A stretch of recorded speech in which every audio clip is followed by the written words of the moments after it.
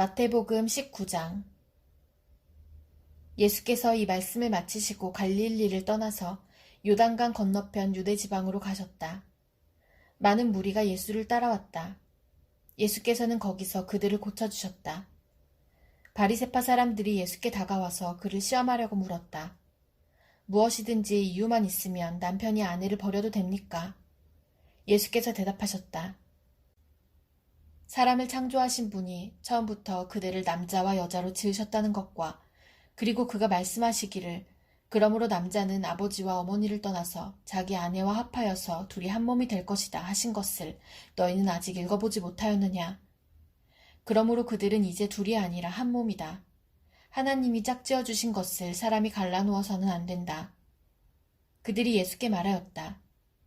그러면 어찌하여 모세는 이혼 증서를 써주고 아내를 버리라고 명령하였습니까? 예수께서 대답하셨다. 모세는 너희의 마음이 완악하기 때문에 아내를 버리는 것을 허락하여 준 것이지 본래부터 그랬던 것은 아니다. 내가 너희에게 말한다. 음행한 까닭이 아닌데도 아내를 버리고 다른 여자에게 장가드는 사람은 누구나 간음하는 것이다. 제자들이 예수께 말하였다.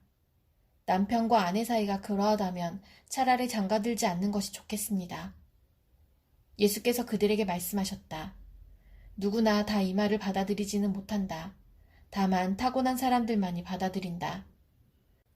모태로부터 그렇게 태어난 고자도 있고 사람이 고자로 만들어서 된 고자도 있고 또 하늘나라 때문에 스스로 고자가 된 사람도 있다. 이 말을 받아들일 수 있는 사람은 받아들여라. 그때 사람들이 예수께 어린이들을 데리고 와서 손을 얹어서 기도하여 주시기를 바랐다. 그런데 제자들이 그들을 꾸짖었다. 그러나 예수께서 말씀하셨다. 어린이들이 내게 오는 것을 허락하고 막지 말아라. 하늘나라는 이런 어린이들의 것이다. 그리고 그들에게 손을 얹어주시고 거기에서 떠나셨다. 그런데 한 사람이 예수께 다가와서 물었다. 선생님, 내가 영원한 생명을 얻으려면 무슨 선한 일을 해야 합니까? 예수께서 그에게 말씀하셨다. 어찌하여 너는 나에게 선한 일을 묻느냐? 선한 분은 한 분이다. 내가 생명에 들어가기를 원하면 계명들을 지켜라. 그가 예수께 물었다. 어느 계명들을 지켜야 합니까? 예수께서 대답하셨다. 살인하지 말아라. 간음하지 말아라. 도둑질하지 말아라. 거짓 증언을 하지 말아라. 아버지와 어머니를 공경하여라. 그리고 내 이웃을 내 몸과 같이 사랑하여라. 그 젊은이가 예수께 말하였다. 나는 이 모든 것을 다 지켰습니다. 아직도 무엇이 부족합니까? 예수께서 그에게 말씀하셨다. 내가 완전한 사람이 되려고 하면 가서 내 소유를 팔아서 가난한 사람에게 주어라. 그리하면 내가 하늘에서 보화를 차지하게 될 것이다. 그리고 와서 나를 따라라. 그러나 그 젊은이는 이 말씀을 듣고 근심을 하면서 떠나갔다. 그에게는 재산이 많았기 때문이다. 예수께서 제자들에게 말씀하셨다. 내가 진정으로 너희에게 말한다. 부자는 하늘나라에 들어가기가 어렵다. 내가 다시 너희에게 말한다. 부자가 하나님 나라에 들어가는 것보다 낙타가 바늘기로 지나가는 것이 더 쉽다. 제자들이 이 말씀을 듣고 깜짝 놀라서 말하였다. 그러면 누가 구원을 얻을 수 있습니까? 예수께서 그들을 눈여겨보시고 말씀하셨다. 사람은 이 일을 할 수 없으나 하나님은 무슨 일이나 다 하실 수 있다. 이 말씀을 듣고 베드로가 예수께 말하였다. 보십시오. 우리는 모든 것을 버리고 선생님을 따랐습니다. 그러니 우리가 무엇을 받겠습니까? 예수께서 그들에게 말씀하셨다. 내가 진정으로 너희에게 말한다. 새 세상에서 인자가 자기의 영광스러운 보좌에 앉을 때에 나를 따라온 너희도 12 보좌에 앉아서 이스라엘 12지파를 심판할 것이다. 내 이름을 위하여 집이나 형제나 자매나 아버지나 어머니나 자식이나 땅을 버린 사람은 100배나 받을 것이요 또 영원한 생명을 물려받을 것이다. 그러나 첫째가 된 사람들이 꼴찌가 되고 꼴찌가 된 사람들이 첫째가 되는 경우가 많을 것이다. 마태복음 20장. 하늘나라는 자기 포도원에서 일할 일꾼을 고용하려고 이른 아침에 집을 나선 어떤 포도원 주인과 같다. 그는 품삯을 하루에 한 데나리온으로 일꾼들과 합의하고 그들을 자기 포도원으로 보냈다. 그리고서 9시쯤에 나가서 보니 사람들이 장터에 빈둥거리며 서 있었다. 그는 그들에게 말하기를 여러분도 포도원에 가서 일을 하시오. 적당한 품삯을 주겠소 하였다. 그래서 그들이 일을 하러 떠났다. 주인이 다시 12시와 오후 3시쯤에 나가서 그렇게 하였다. 오후 5시쯤에 주인이 또 나가보니 아직도 빈둥거리고 있는 사람들이 있어서 그들에게 왜 당신들은 온종일 이렇게 하는 일 없이 빈둥거리고 있소? 하고 물었다.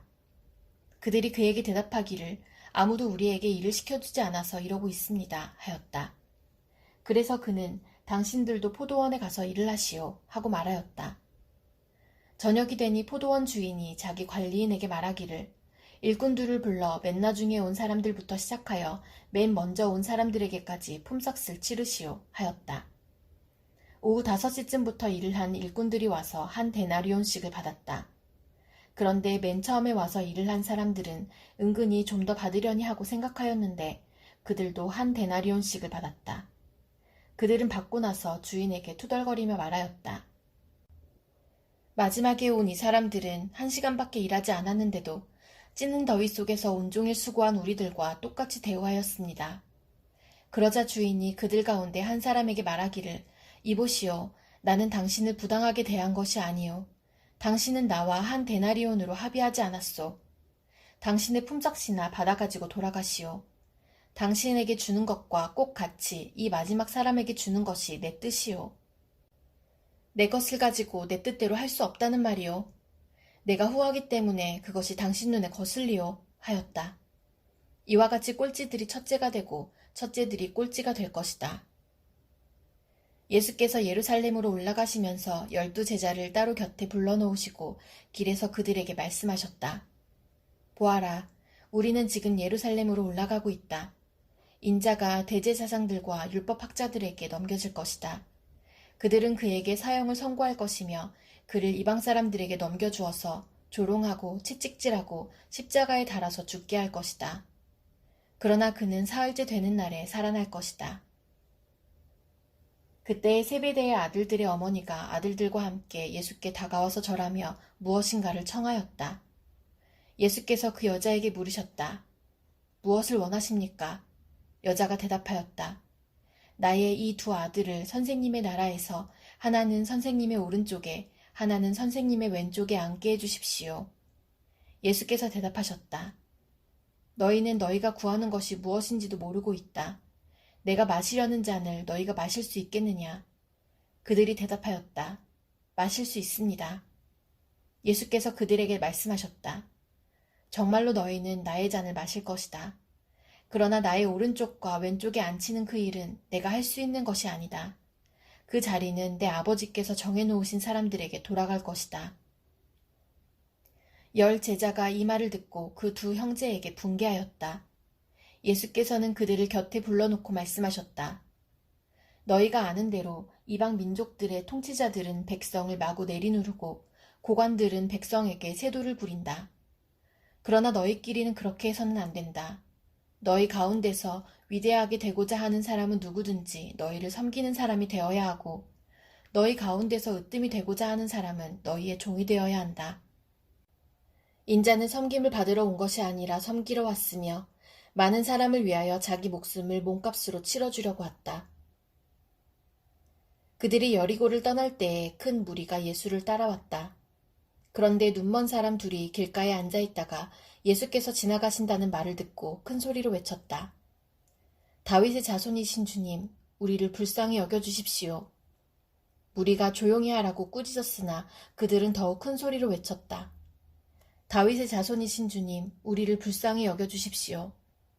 예수께서 걸음을 멈추시고 그들을 불러서 말씀하셨다. 너희 소원이 무엇이냐? 그들이 예수께 말하였다. 주님, 눈을 뜨는 것입니다. 예수께서 가엾게 여기시고 그들의 눈에 손을 대시니 그들은 곧 다시 보게 되었다. 그들은 예수를 따라갔다. 마태복음 21장. 예수와 그 제자들이 예루살렘에 가까이 이르러 올리브 산에 있는 벳박의 마을에 들어섰다. 그때 예수께서 2 제자를 보내시며 그들에게 말씀하셨다. 맞은편 마을로 가거라. 가서 보면 나귀 1마리가 매어 있고 그 곁에 새끼가 있을 것이다. 풀어서 나에게로 끌고 오너라. 누가 너희에게 무슨 말을 하거든 주님께서 쓰려고 하십니다 하고 말하여라.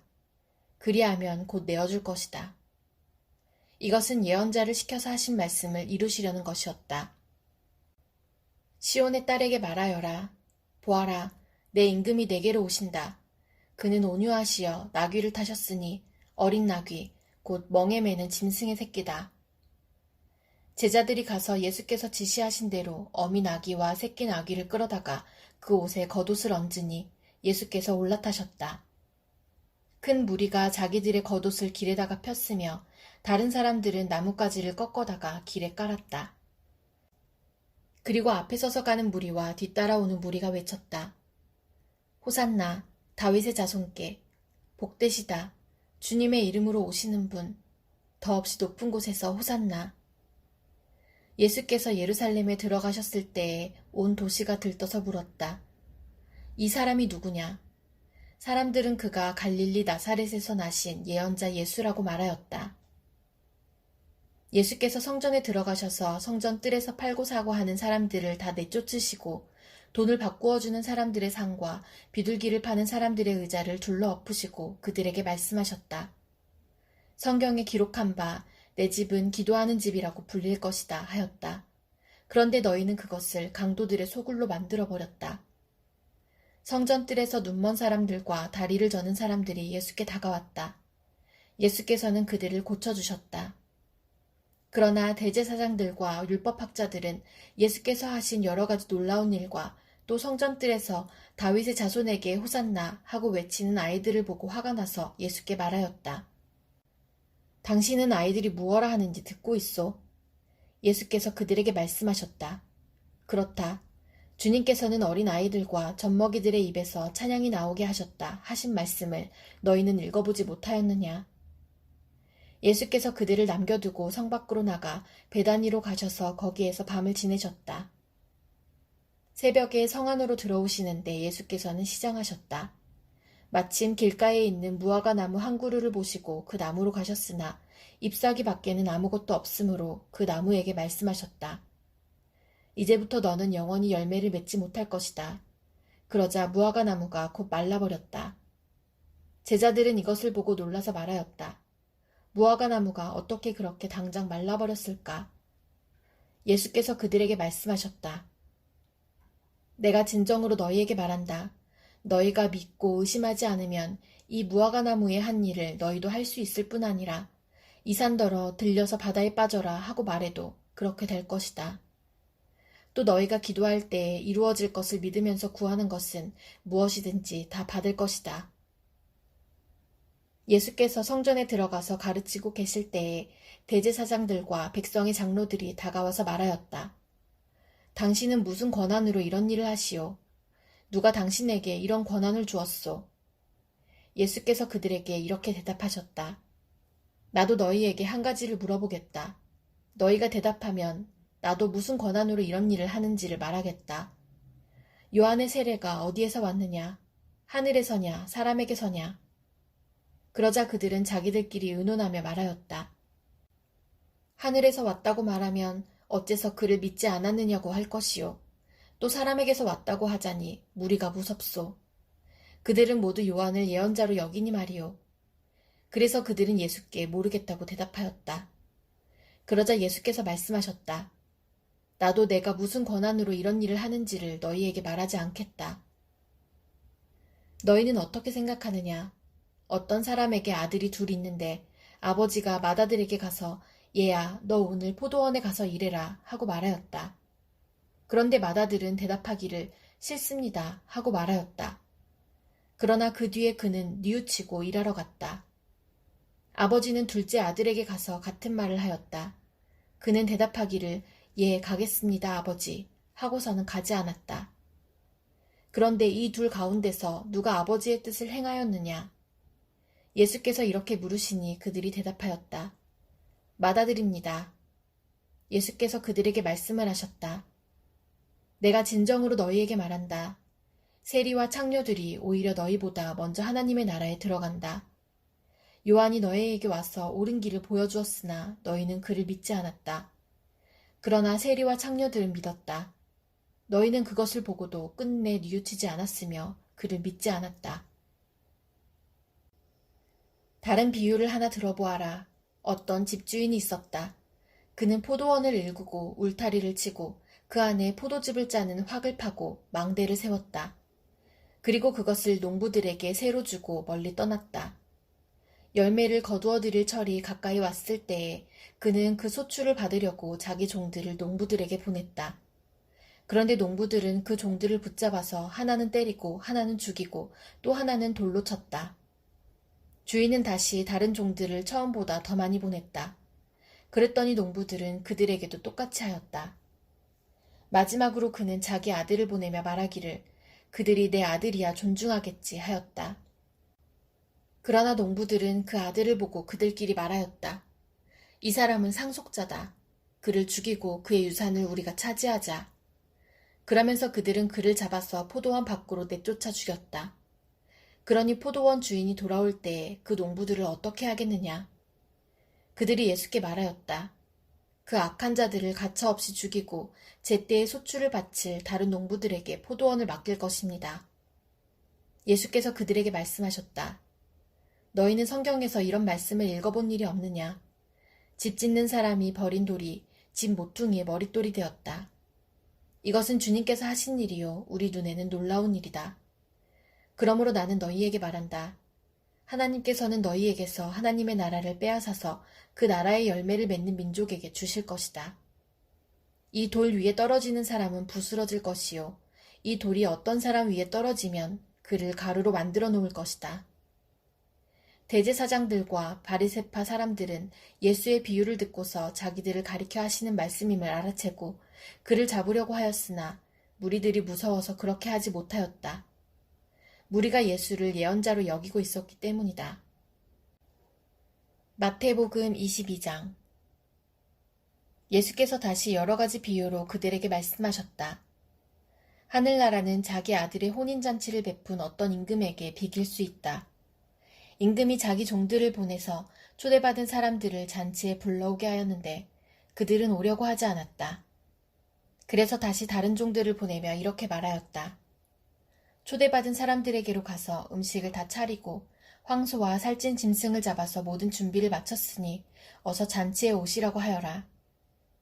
그런데 초대받은 사람들은 그 말을 들은 척도 하지 않고 저마다 제갈 곳으로 떠나갔다. 한 사람은 자기 밭으로 가고 한 사람은 장사하러 갔다. 그리고 나머지 사람들은 그의 종들을 붙잡아서 모욕하고 죽였다. 임금은 노에서 자기 군대를 보내서 그 살인자들을 죽이고 그들의 도시를 불살라버렸다. 그리고 자기 종들에게 말하였다. 혼인잔치는 준비되었는데 초대받은 사람들은 이것을 받을 만한 자격이 없다.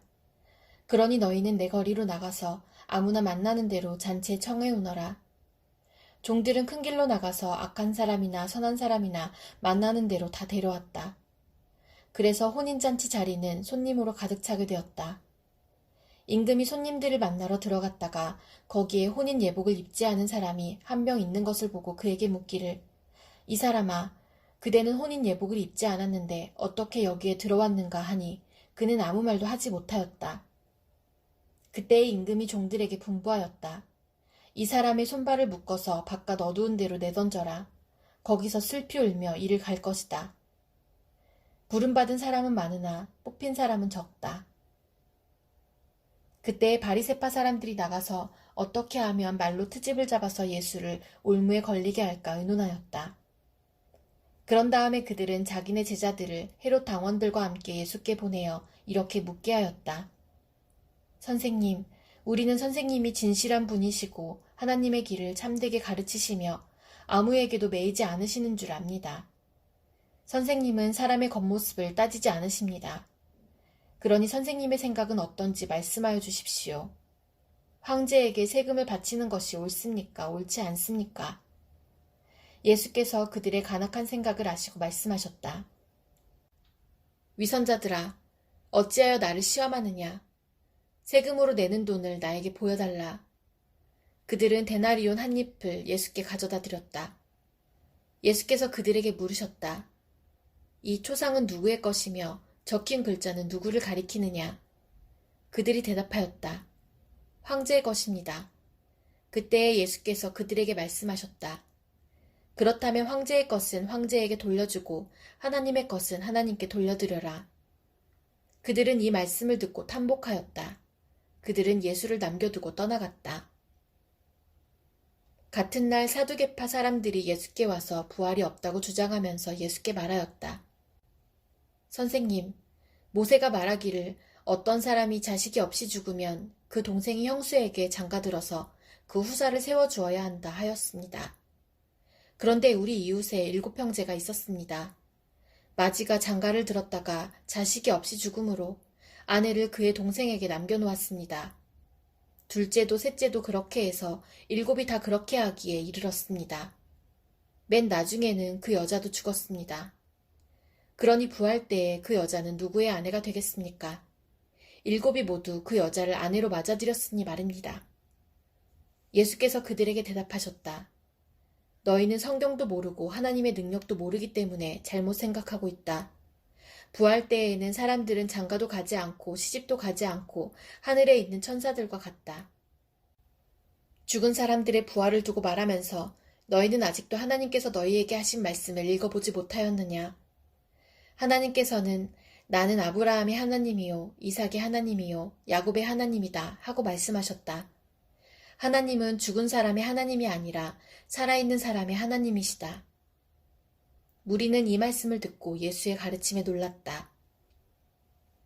바리새파 사람들이 예수가 사두개파 사람들의 말문을 막아버리셨다는 소문을 듣고 한자리에 모였다.